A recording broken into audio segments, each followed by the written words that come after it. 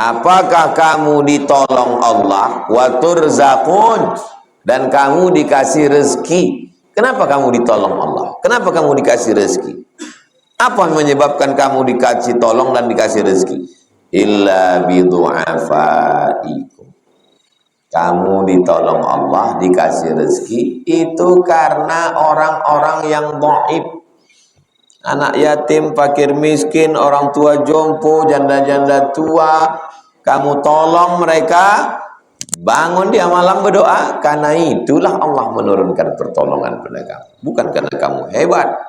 Alhamdulillah, Allahumma salli ala Sayyidina Muhammad wa ala ali Sayyidina Muhammad. Allahumma allimna ma yanfa'una wanfa'na bima 'allamtana innaka antal alimul hakim. Rabbi shrah li sadri wa yassir li amri wahlul 'uqdatam min lisani yafqahu qawli. Qala al-musannif rahimahullah, Imam Muhyiddin Abu Zakaria Yahya bin Sharaf An-Nawawi berkata dalam kitab Riyadhus Shalihin min kalami sayyidil mursalin, nafa'anallahu bi'ulumihi fid daraini. Mudah-mudahan Allah memberikan manfaat ilmunya untuk kita dunia akhirat. Bihi wa ilaihi, dengan sanadnya, dengan sanad Imam Nawawi sampai kepada Aisyah, dari Sayyidatuna Aisyah radhiyallahu anha, nomor 268. Qalat, dia berkata, dakhalat alayya imra'atun, ada seorang perempuan datang menjumpai saya. Wa ma'aha ibnatani, perempuan ini membawa ibnatani, dua orang anak perempuan. Laha, anak dia, yang dibawanya ini anak dia, bukan kawan, bukan anak orang lain. Tas'alu, sa'ala yas'alu bisa diartikan bertanya, wa ammas sa'ila fala tanhar. Tapi sa'ala yas'alu, tengok konteksnya, bisa juga meminta. Dalam ini dia bukan bertanya, dia meminta pertolongan. Falam tajid indi syai'an, tapi dia tidak mendapatkan apa-apa. Tak ada yang bisa ku tolong, tak ada yang bisa ku bantu, kata Sayyidatuna Aisyah. Ghaira, hanya saja yang bisa ku kasih, tamratin, satu biji kurma. Tamratin wahidatin, sebiji kurma lah yang bisa ku kasih. Kurma zaman dulu sama kurma zaman sekarang beda. Kurma zaman Nabi itu makanan pokok. Kurma zaman sekarang cemilan. Zaman Nabi itu makanan pokoknya 4. Yang pertama tamratun, yang kedua gandum, qamhun, yang ketiga zabibun, anggur kecil yang dijemur, kismis kata orang. Yang keempat aqitun, susu kambing dijemur, ditalam sampai membeku, mentega. Makanan pokok orang zaman dulu. Sebelum masuk nasi ke Makkah Madinah. Belakangan dari Asia Tenggara inilah, setelah munculnya kapal uap, kapal layar datang ke Nusantara, dari sinilah orang tuh membawa beras ke sana. Sejak itulah orang tuh kena diabetes. Mengantuk aja bawanya gara-gara nasi. Sekarang orang sudah meninggalkan nasi semua. Diet karbo. Makan sayur, makan daging, makan ikan, menghindari karbo. Duduk kita satu meja. Oh maaf Pak Ustadz, saya udah 6 bulan meninggalkan nasi. Saya udah 2 tahun. Ustadz, saya udah 3 tahun, 3 jam meninggalkan nasi. Tak ada yang bisa ku kasih, hanya sebiji kurma, kata Sayyidatuna Aisyah. Fa'ataituha, maka ku berikanlah kurma tadi ke dia. Faqasamatha, kurma yang sebiji tadi dibaginya baina ibnataiha, dibaginya dua, baina ibnataiha, sebelah untuk anaknya, sebelah untuk anaknya. Fa walam ta'kul minha, dia tak makan. Sebelah untuk anak dia, sebelah untuk anak dia tak makan. Rupanya kurma berubah. Kurma dulu sama kurma sekarang berubah. Tapi ibu dulu dengan ibu sekarang tak. Ibu zaman dulu membagi kurma untuk anaknya, dia tak makan. Ibu sekarang pun begitu juga. Dibaginya kurma ke anaknya, dia tak makan. Rupanya udah makan lontong sepiring. Alam takut. Summa qamat, lalu perempuan itu pun berdiri.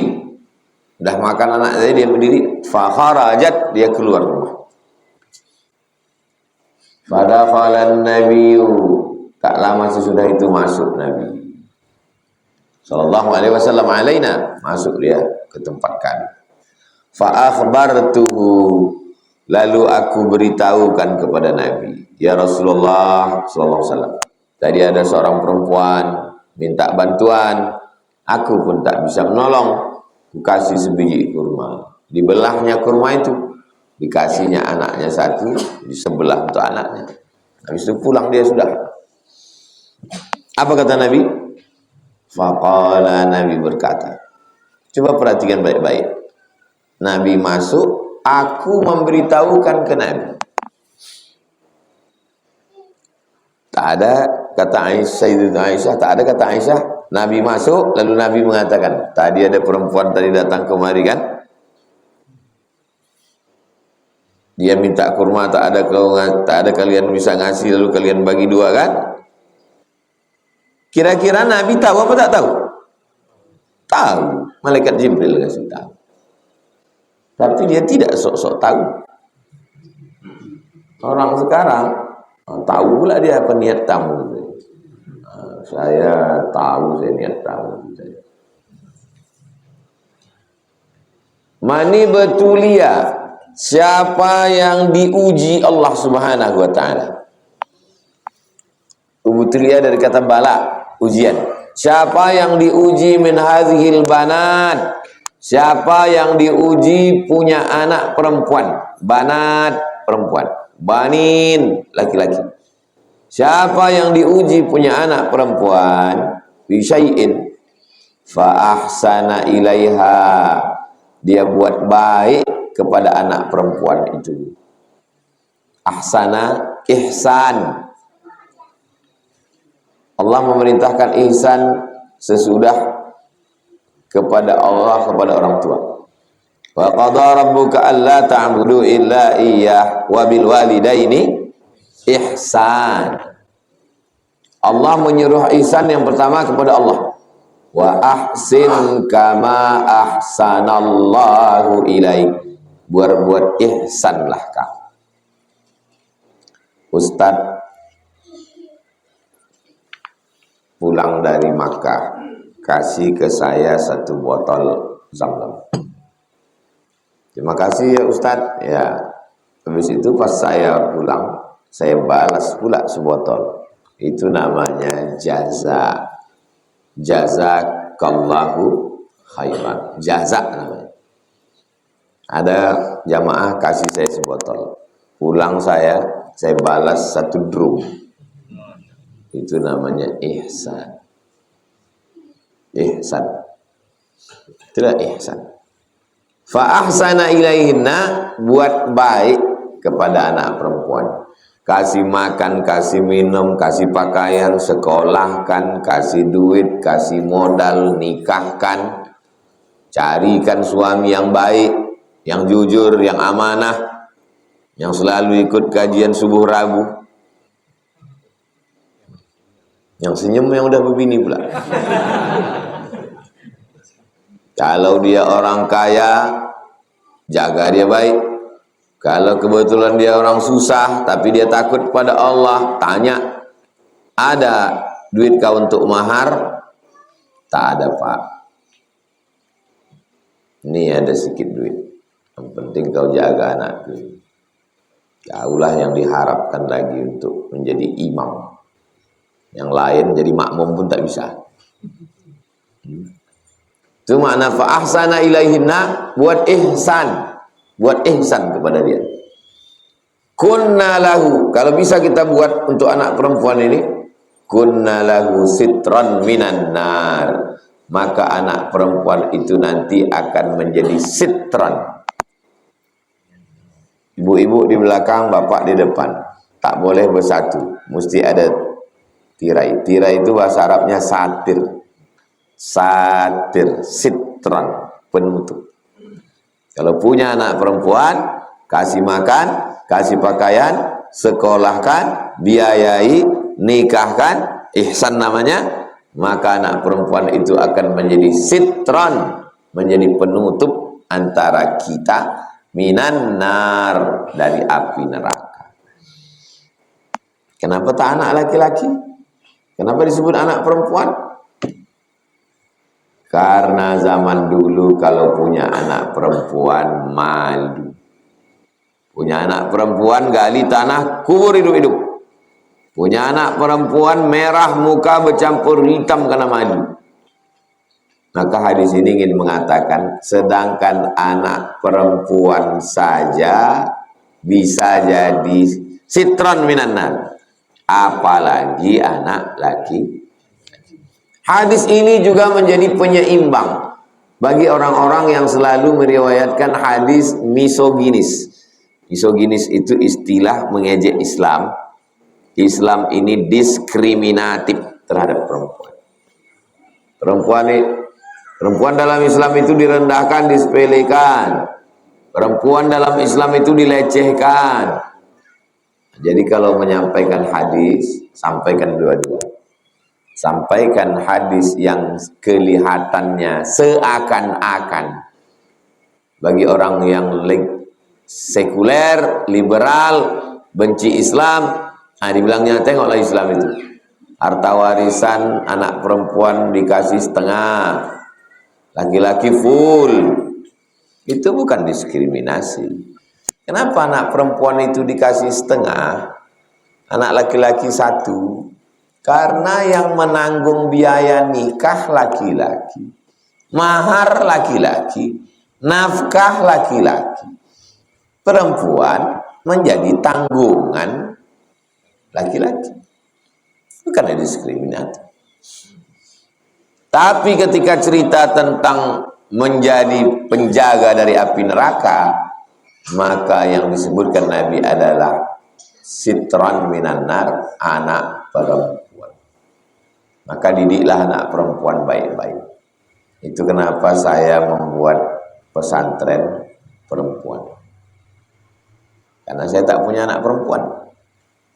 Anak-anak perempuan dikasih makan, dikasih minum, dikasih sekolah 25 orang setahun gratis, SMP 3 tahun, SMA 3 tahun, 25, 150. Supaya apa? Supaya dia bisa menjadi sitran minan nar, menjadi penghalang, penjaga, hijab kita dari api neraka ini. Jadi siapa saja yang punya anak perempuan itu bisa menjadi hijab, menjadi sitran, menjadi dinding, tapi juga anak perempuan bisa menjadi penyebab orang tua masuk neraka. Anak perempuan yang tak menutup aurat, bapaknya rajin ke masjid, kakinya sudah masuk neraka sebelah. Anak perempuan yang dibiarkan pacaran, ibunya jilbabnya panjang. Selalu itu fenomena jalan anak gadis sama ibu-ibu, ibunya bertudung labuh, macam kelambu jilbab ibu itu panjang. Anak tak bertudung. Mestinya anak itu yang bertudung, ibu itu tak bertudung, tak apa-apa. Tak berselera orang tengok dia. Dah tua. Ini makin tua makin panjang pula jilbab. Anak tak bertudung. Berjalan pula berdua. Muttafaqun alaih. Hadis ini ada dalam kitab Sahih Al-Bukhari dan ada dalam Sahih Muslim. Hadis terkuat. Ada dalam Sahih Bukhari, ada dalam Sahih Muslim. Itulah hadis yang paling kuat. Jadi kalau ada nanti orang dengar ceramah siapa yang punya anak perempuan, dia akan menjadi dinding hijab dari api neraka. Itu hadisnya ada dalam Sahih Bukhari, ada dalam Sahih Muslim. Jangan dibuat hadis riwayat Imam Nawawi. Tak bisa. Karena Riyadhus Shalihin ini bukan referensi primer. Ini referensi sekunder. Jadi yang menulis makalah, nulis kolom dalam kurung HR Nawawi. Nah, berarti dia gak ngaji. Kalau HR itu referensi primer, induk, asal, bukan ngutip dari kitab lain. Sahih Bukhari, Sahih Muslim, Sunan Abi Daud, Sunan Nasai, Sunan Tirmidzi, Sunan Ibnu Majah, Muwatta Malik, Sunan Darimi, Musnad Ahmad bin Hambal. 9 kitab utama Ahlus Sunnah wal Jamaah. Dalam kurung HR Al-Bukhari, HR Muslim, HR Abu Daud, HR Nasai, HR Tirmidzi, HR Ibnu Majah, HR Malik. Jangan buat HR Nawawi, karena dia mengutip dari kitab ini. Berikutnya 269. Wa an Aisyata, dari Aisyah radhiyallahu anha. Qalat, dia berkata, Ja'at, datang, ni kepada saya, miskinatun, perempuan miskin. Cara menerjemahnya miskinatunnya duluan. Seorang perempuan miskin datang kepada saya. Itu bahasa Indonesia yang benar. Banyak juga saya tengok orang menerjemah buku, dibuatnya kata kerja duluan. Berkata Rasulullah. Itu tak betul. Kalau dalam bahasa Arab, betul. Itu namanya jumlah fi'liyah, fi'ilnya dulu. Qala Rasulullah. Qala Allah. Jangan terjemahkan berkata Rasulullah. Rasulullah SAW bersabda. Ja'at, datang, ni kepadaku, miskinatun, dibalik menerjemahnya, seorang perempuan miskin datang kepadaku. Tahmilu, dia membawa ibnataini, 2 orang anak perempuan. Laha, anak dia, bukan anak orang. Fa'at'amtuha, aku beri dia makan. Salasa tamaratin, 3 kurma. Tamratun, 1. Tamratani, 2. Tamaratin, 3. Aku kasih dia 3 kurma. Fa'ataitu, aku kasih kulla wahidatin, setiap fa'atat, si ibu tadi mengasih kulla wahidatin minha, setiap anaknya itu dia kasih tamratan. Kau 1 kurma, kamu 1 kurma. Wa rafa'an ila fiha, yang 1 kurma lagi diangkatnya ke mulutnya. Fiha itu ke mulutnya. Litakulaha, dia mau makan. 1 untuk anaknya, 1 untuk anaknya, 1 untuk dia. Pas mau dimakannya, fastat'amat ha ibnatah. Terus anaknya tadi minta. Anaknya kan udah makan. Ya, memang biasa anak-anak gitu. Udah makan diminta lagi punya maknya. Jadi anak ini memang dari dulu udah begitu sifat. Kalau ada ibu-ibu cuman kok gini. Ya, memang udah begitulah anak-anak. Fastat'amat ha ibnatah. 2 anaknya itu minta lagi. Apa yang dilakukan ibu itu? Apa dipukulnya anaknya itu? Kurang ngajar kau gitu dia. Fasyaqqat, dibelahnya. Syaqqat. At-tamrata, dibelahnya kurma itu. Allati kanat turidu an ta'kulaha. Kurma yang mau dimakannya itu tak jadi dia makan, dia belah menjadi 2. Bainahuma, dibelahnya 2, kasihnya sebelah. Fa'ajabani, ajaba, ajib. Fa'ajab, mengagumkan, membuat saya takjub. Fa'ajabani sya'nuha, Perkara dia, perbuatan dia itu membuat aku terkagum, kata Sayyidatuna Aisyah. Fadzakartu, maka aku sebutkan alladzi sana'at, yang dilakukan perempuan itu, yang dilakukannya itu kuceritakan li Rasulillah sallallahu alaihi wasallam. Kuceritakan kepada Nabi Muhammad sallallahu alaihi wasallam. Faqala, Nabi bersabda. Apa kata Nabi? Innallaha, sesungguhnya Allah, menunjukkan bahwa beritanya ini sangat benar karena diawali dengan inna litaukid. Innallaha wa malaikatahu yusholluna 'alan nabi. Inna ma'al usri yusra. Innallaha, sungguh, sesungguhnya Allah. Ditambah lagi taukid yang kedua, qad. Qad kalau masuk ke fi'il madhi, sungguh. Dua kali sungguh. Sesungguhnya Allah sungguh aujaba, wajib, laha, bagi perempuan itu al jannata, wajib perempuan itu masuk surga. Terus kalau dia banyak dosa macam mana?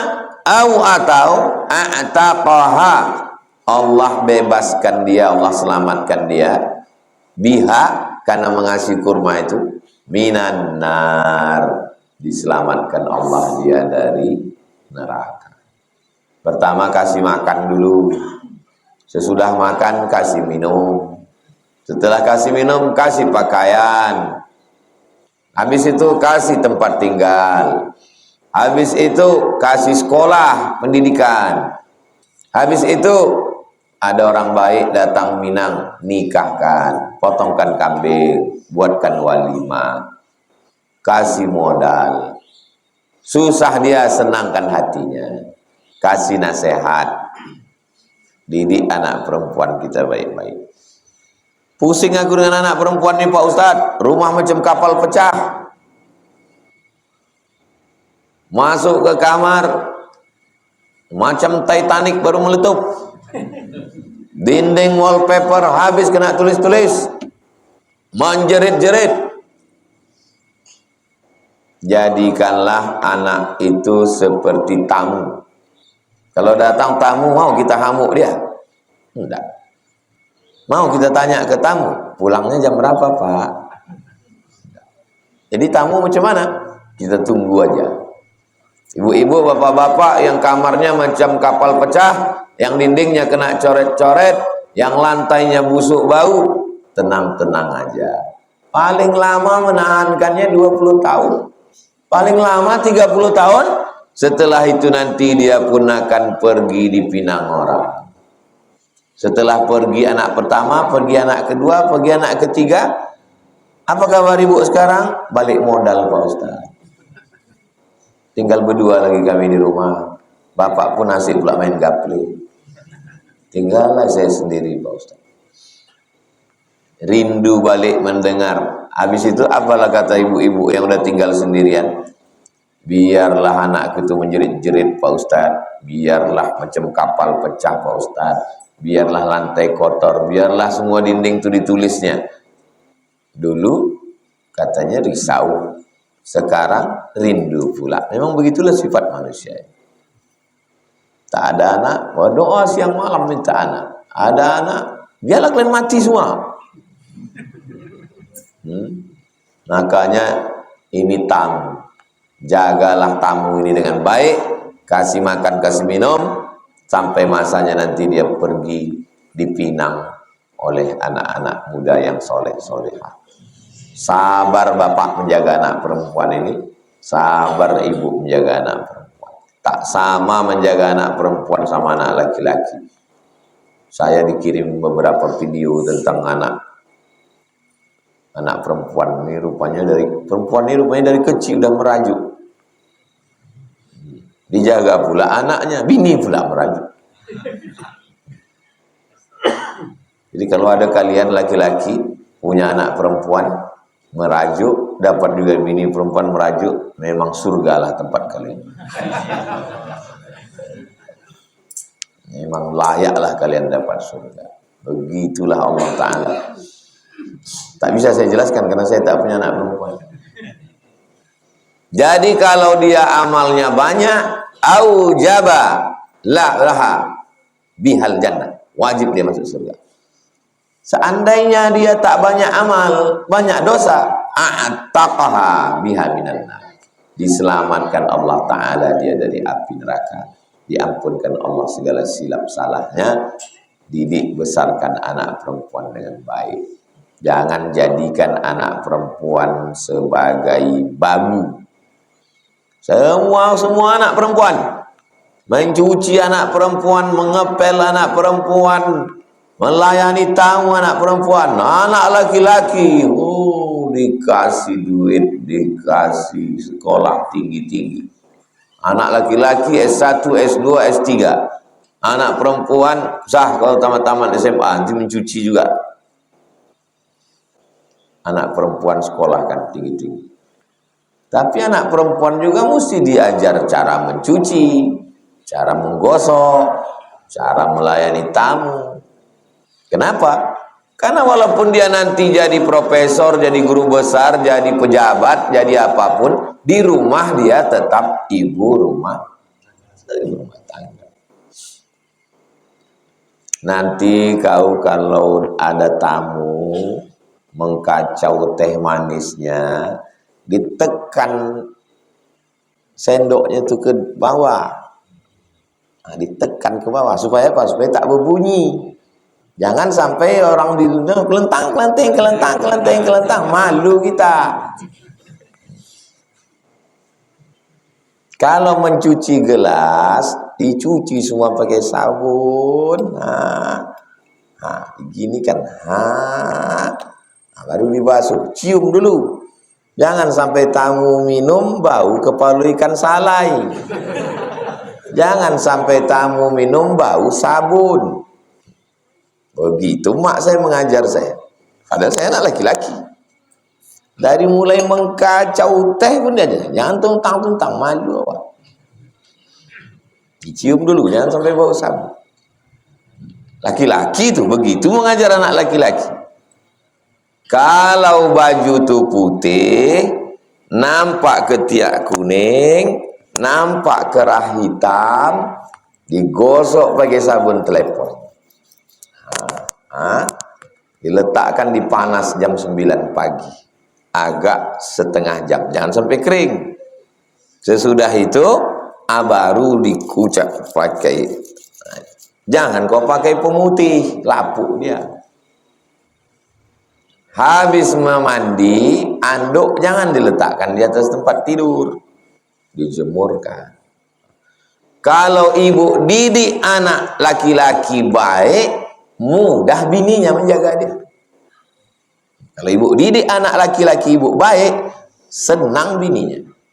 Kalau ibu biarkan anak laki-laki ibu kurang ajar, ibu susah, bininya lebih susah lagi.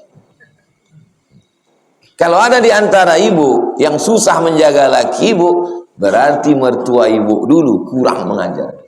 Tapi jangan balik dari sini ibu hamuk mertua. Gara-gara kau lah aku susah menjaga anak kau ini.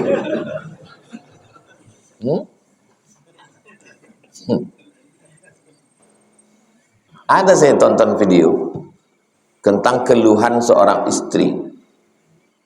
Balik ke kamar, berserak, asal mengambil baju, ambil dari bawah. Udah bagus disusun bininya ke atas, tarik dari bawah, dibuka, mengeluh. Saya tengok, begitu rupanya keluhan bini-bini yang dapat laki kurang ajar.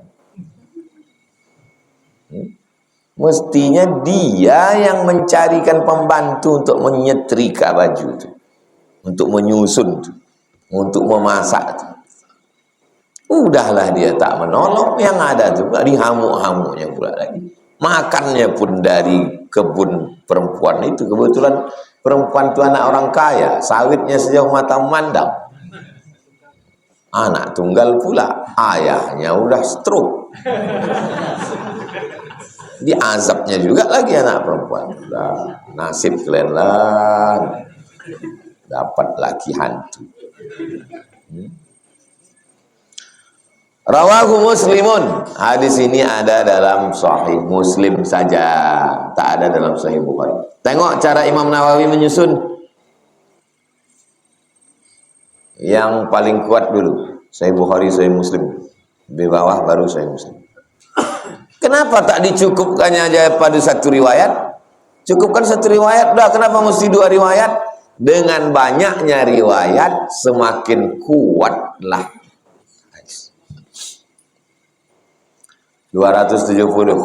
Wa an Abi Shuraih, dari Abu Shuraih. Nama dia Wailid bin Amr Al-Khuzai radhiyallahu anhu. Qala, dia berkata, qala Nabi sallallahu alaihi wasallam. Nabi berkata, apa kata Nabi?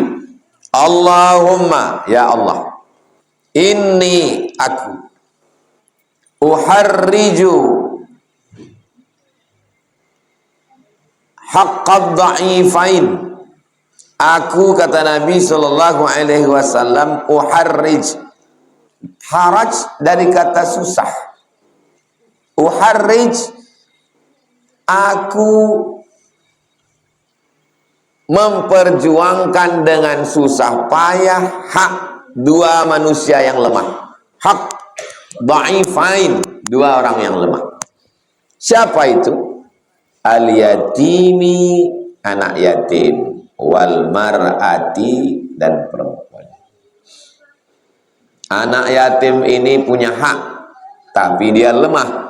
Ayahnya tak ada, emaknya janda, maka ditolong. Al-mar'ati, perempuan lemah, disepelekan orang, direndahkan orang, ditolong Nabi sallallahu alaihi wasallam. Hadis ini statusnya hadisun hasan. Yang paling tinggi hadisun sahih. Di bawah sahih hadisun hasan. Hadis sahih, hadis hasan tak ada ikhtilaf, bisa jadi dalil. Contoh hadis hasan yang lain. Mentalkinkan mayat sesudah dikubur. Sesudah digali tanah, masuk ke liang lahat, ditimbun, ditalkinkan. Ya fulan bin fulan, kalau datang kepadamu dua malaikat mungkar nakir bertanya, marrabbuka, katakan Tuhanku Allah. Itu hadisnya hadisun hasan. Hadis tentang salat sunat isyraq 2 rakaat, hadisun hasan. Hadis tentang mengazankan bayi baru lahir, hadis hasan. Apa bedanya sama hadis sahih? Hadis sahih cukup 5 syarat. Pertama, sanadnya bersambung. Kedua, periwayatnya adil. Ketiga, periwayatnya dhabit, kuat ingatan. Keempat, tidak bertentangan riwayat ini dengan hadis yang lain yang sahih juga. Kelima, tidak ada illat, sebab kecil yang merusak kesahihannya. Cukup 5 syarat, hadisnya sahih. Cukup 4 syarat, kurang 1. Kurang pada dhabit, kekuatan hafalan. Periwayatnya hafal 100. Pas disuruh ulang, tinggal 1. Hadisnya dhaif. Periwayat ini hafal 100. Pas disuruh ulang, hilang 25. Hadisnya hasan. Begitu kata guru kami dulu di Al-Azhar, Syekh Basyuni, Mustafa Basyuni Al-Kumi, kalau hafalnya 100, hilang 25, hadisnya hasan. Kalau hafalnya 100, hilang 50, hadisnya dhaif. Cukup 5 syarat. Sanadnya bersambung, riwayatnya adil, riwayatnya dhabit, tidak bertentangan dengan riwayat yang siqah terpercaya, tidak ada illat, cuman kurang dhabit. Khiffatut dhab, kurang kuat ingatannya. Kalau dihafalnya 100, hilang 102. Itu namanya pikun. Riwayat yang pikun, tengok kapan dia pikun. Kalau dia pikunnya setelah tua, maka riwayatnya waktu dia meriwayatkan masih muda, riwayatnya sahih. Tapi kalau meriwayatkannya setelah dia tua, riwayatnya dhaif. Itu maka hadis itu detail. Rawi ikhtalata, si fulan ini pikun. Kapan dia meriwayatkan hadis itu? Karena tak mungkin lahir langsung pikun. Dia meriwayatkannya waktu masih muda. Nah, berarti hadisnya sahih. Sedetail itu riwayatan hadis. Wa ma'ana uharriju, arti uharrij, ulhiqul haraj, saya menempelkan al-ithmu, dosa, biman dayya'a haqqahuma, siapa yang menyia-nyiakan hak anak yatim dan hak perempuan, maka kutempelkan dosa bagi siapa saja yang menyepelekan, merendahkan, menghinakan, menyia-nyiakan anak yatim dan perempuan. Wa uhadziru, aku peringatkan, hazar, peringatkan. Lampu hazar, lampu peringatan. Wa uhadziru, aku peringatkan, min dzalika, supaya jangan menyepelekan perempuan. Tahdziran balighan, peringatan yang baligh, sangat. Wa azjuru, dan aku menegur, aku tegur, anhu, jangan melakukan perbuatan itu, zajran, teguran akidan, teguran yang sangat kuat. Hati-hati dengan anak yatim, hati-hati dengan perempuan. Pengurus-pengurus masjid yang menyebarkan kotak yatim di pintu, tolong dibuka kotak yatim itu bagi sekarang di pas libur sekolah. Kotak yatim dibuka setahun 12 kali. Awal bulan buka, bagi, bukan duit kalian itu pengurus. Jangan dikumpul tahun mati anak yatim. Tak sanggup kalau dibuka tiap bulan cuma 3.000 perak isinya, buka setahun 3 kali. Bulan Juli anak yatim mau bayar uang sekolah, beli baju, daftar ulang. Bulan Desember libur semester, mau Ramadan atau mau Idul Fitri. Kalau mau Ramadan itu berarti duitnya untuk makan buka puasa. Kalau mau Idul Fitri berarti beli baju. Bisa 4 kali, bagus. Pengurus masjid, surau langgar musola, buatkan kotak, letakkan di pintu, jalankan di jamaah kotak du'afa untuk anak yang emaknya meninggal, ayahnya tak pulang-pulang merantau, ayahnya hilang diambil pelakor, tapi dia susah. Nanti waktu anak yatim dibagi dia tak dapat. Jangan bagikan duit yatim ke dia. Nah, duit du'afa masukkan, bungkuskan, tulis D di pojok atas, D. Nah, yang untuk ini Y. Yang tulis itu du'afa, sakit hati dia. Pakai kode-kode. Jangan sampai disimpan duit itu sampai berat. Simpan, pas mau buka dilarikan maling. Pengurus tak pula mau mengganti. Begitulah teguran Nabi kepada orang yang menyia-nyiakan. 271. Wa an Mus'ab ibni Sa'ad bin Abi Waqqas. Nama ayahnya Sa'ad bin Abi Waqqas. Nama anaknya Mus'ab. Kedua-duanya radhiyallahu anhuma, Allah meridai keduanya. Qala, dia berkata, Ra'a Sa'dun, Sa'ad melihat anna lahu fadlan,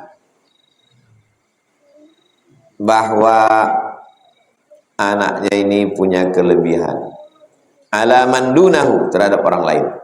Dibanding sama yang lain dia punya kelebihan. Faqala Nabi SAW, lalu Nabi berkata, hal tunsarun, apakah kamu ditolong Allah, wa turzaqun, dan kamu dikasih rezeki, Kenapa kamu ditolong Allah? Kenapa kamu dikasih rezeki?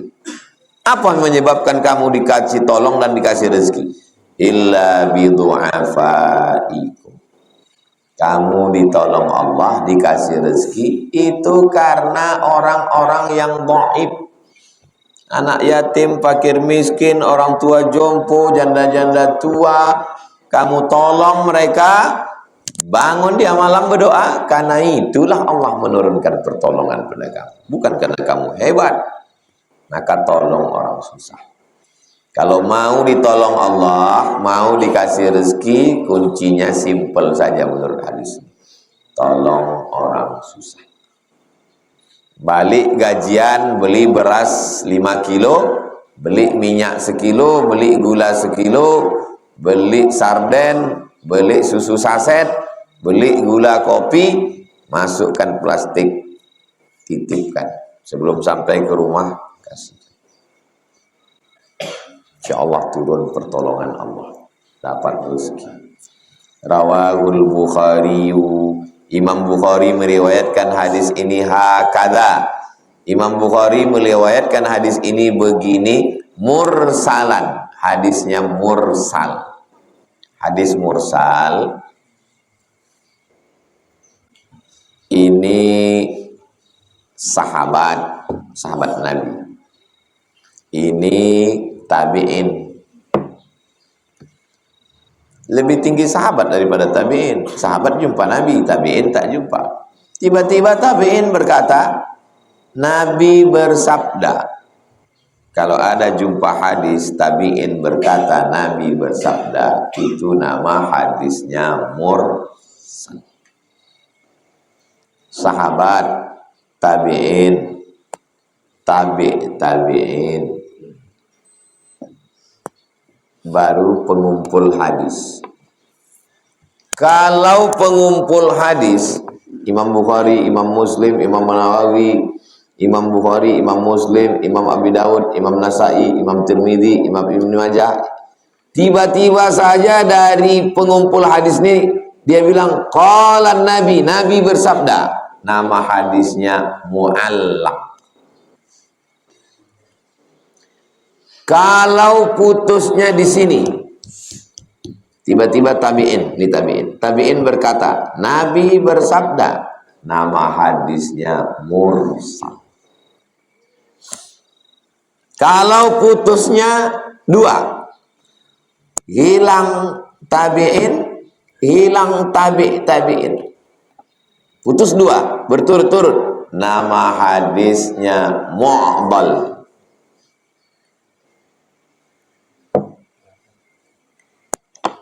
Tidak di sini, tidak di sini. Putus di tengah satu. Nama hadisnya munqati. Kalau hilang sahabat, mursal. Putusnya dari penyusun kitab, mu'allaq. Kalau hilang dua berturut-turut, mu'dal. Tidak dua, tidak di pangkal, tidak di ujung, hilang di tengah, munqati. Keempat-empat ini hadis dhaif. Dhaifnya kena pasal putus sanad. Putus sanad. Putus di pangkal, mu'allaq. Putus di ujung, mursal. Putus dua berturut-turut, mu'dal. Putus satu, munqati. Tak masuk ke kepala saya Pak Ustadz, tak usah dipikirkan.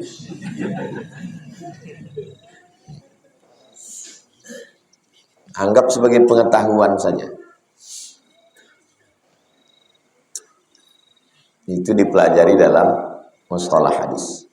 Fa inna Mus'ab ibn Sa'ad, karena Mus'ab bin Sa'ad tabi'iyun.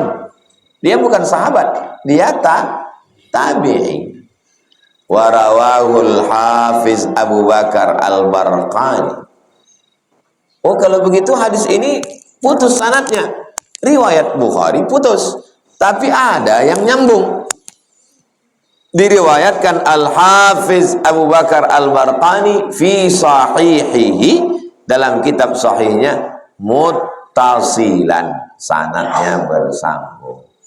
An Mus'ab an abihi, dari Mus'ab dari bapaknya. Siapa yang menjelaskan ini? Yang menjelaskan Imam Nawawi. Jadi kalau satu riwayat putus, apakah riwayat lain juga putus? Tidak. Makanya kalau kita membaca hadis putus, kita bilang dhaifus sanad. Sanad yang ini yang dhaif. Dan sanad lain boleh jadi ada yang sahih. Karena satu hadis sanadnya bisa 5, bisa 6. Macam inilah. Nah ini. Tiba-tiba yang mahasiswa dari Bengkalis balik ke Bengkalis, diriwayatkan. Yang dari Inhil balik ke Inhil. Yang dari Rohul balik ke Rohul. Yang dari Pasir Limau Kapas balik ke Rohul. Udah berapa sanad ini? Boleh jadi yang dari Inhil putus, dhaif, tapi yang lain kan tidak. Maka tidak bisa menghukum satu hadis hanya dari satu sanad.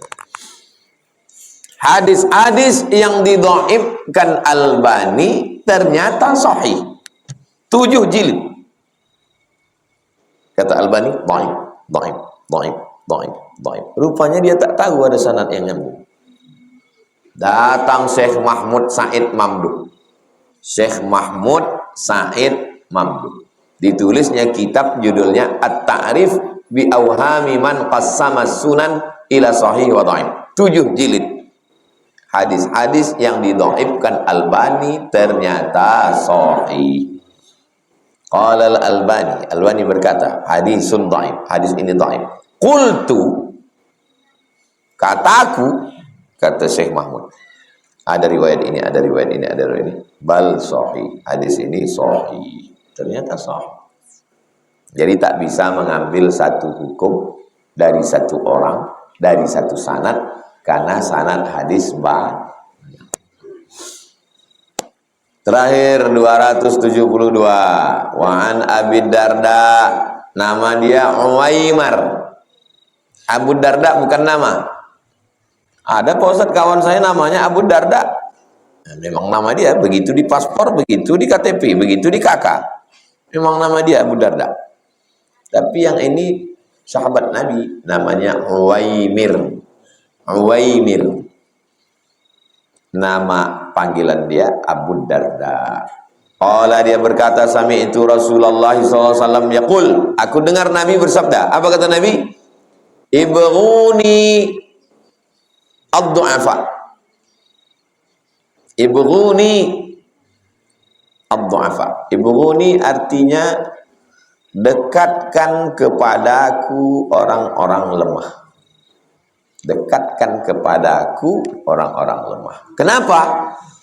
Cari orang lemah, cari anak yatim, cari fakir miskin, cari du'afa, dekatkan padaku. Kenapa? Fa innama tunsarun, karena kamu ditolong Allah, wa turzaqun, dikasih rezeki, bidu'afaikum, karena orang lemah-lemah itulah kamu ditolong. Kalau mau ditolong Allah, cari anak yatim, fakir miskin, orang lemah, du'afa, kasih makan, kasih minum, kasih pakaian, bayarkan sekolahnya, insya Allah datang pertolongan Allah. Percaya apa tak percaya? Terserah, yang tak percaya nggak apa-apa. Saya udah nyoba. Insya Allah turun pertolongan Allah. Dibukakan Allah pintu-pintu rezeki.